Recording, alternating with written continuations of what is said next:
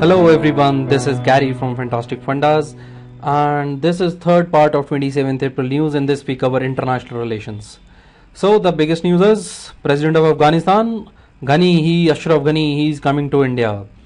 तो अभी when he comes to India, he is very clever. He first goes to USA, China, Pakistan और आखिर में हम बेचारे से बचे. अब चक्कर क्या है कि अफगानिस्तान पाकिस्तान के पास इसलिए पहले जा रहा है क्योंकि they have to negotiate with them about controlling Taliban. इनको इनकी आर्मी को जो यूएस वालों ने ट्रेनिंग दी थी वो ज़्यादा काम नहीं आ पाई. अफगानिस्तान की फोर्सेस उससे हार गई हैं, तो बचा क्या इनके पास, they have their own way of bringing the peace. और उस तरफ चाइना वाले भी बड़े अच्छे तरीके से रेसिप्रोकेट किया उन्होंने. वो भी अफगानिस्तान की पॉलिटी और इकोनॉमी में बड़ा रोल प्ले करना चाह रहे हैं. इंडिया के लिए मुश्किल हो सकती है, इंडिया मार्जिनलाइज हो गया है. और क्या जब वो इंडिया आएगा हम उनको 3 हेलीकॉप्टर देंगे. एक्चुअली में ये जो हेलीकॉप्टर वगैरह और डिफेंस मटेरियल था हमने इनको पहले ही देना था, लेकिन उस टाइम पर हम कोई डील्स फाइनलाइज नहीं कर पाए थे. तो अब इंडिया के लिए इस टाइम पर एक बड़ी इंपॉर्टेंट चीज़ है जो हम कर सकते हैं, वो है ट्रांजिट एग्रीमेंट.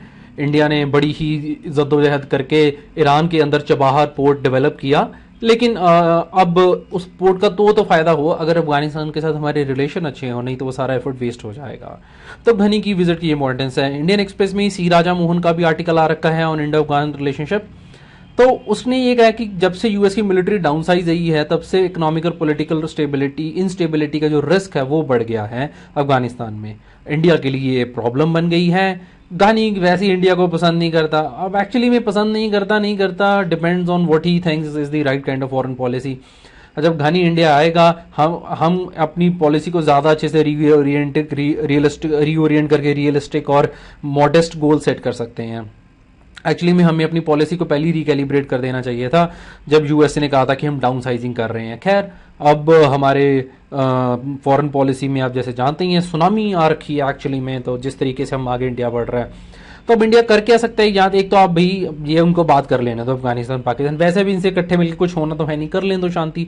और दूसरी बात है कि हम जरा स्टैंड बाय मोड में रहे कि भैया अफगानिस्तान जिस दिन आपको हमारी जरूरत पड़े, the day you need us we will be there, जिस तरीके से आप कहोगे, लेकिन ऑब्वियसली हम अपने मीज में रहकर ही इसको कर पाएंगे. इंडियन एक्सप्रेस में एक दूसरी बहुत बड़ी खबर थी, आप उसे मत पढ़ना. Anti immigrant sentiment in Germany. मोटी बात यह है कि जर्मनी के अंदर डेमोग्राफिक क्राइसिस बहुत ह्यूज है. उनकी डेमोग्राफी इतनी कमजोर हो गई है कि उनके अंदर लेबर डेफिसिट है वो 20% को भी क्रॉस कर जाएगा. अब आपको अगर यूपीएससी का पेपर ना क्लियर हो आप जर्मनी जा सकते हैं, आपको बहुत अच्छी नौकरी मिल जाएगी, पक्का है.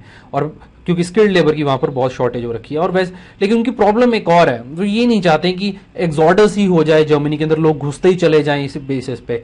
दे वांट एफिशिएंट और ऐसे लोग जो जर्मन के कल्चर लैंग्वेज उन सबको रिस्पेक्ट दे सके, उनको उसके बारे में पता हो, can be Germans even though they are migrants. So that is all for today's lecture, and if you like it please subscribe to our channel. and आपको जो रिव्यूज हो, कुछ भी व्यूज हो, कमेंट डिस्कशन, आप सब कुछ नीचे दिए डिस्कशन कॉलम में आप you can put in your comments. Thank you for watching.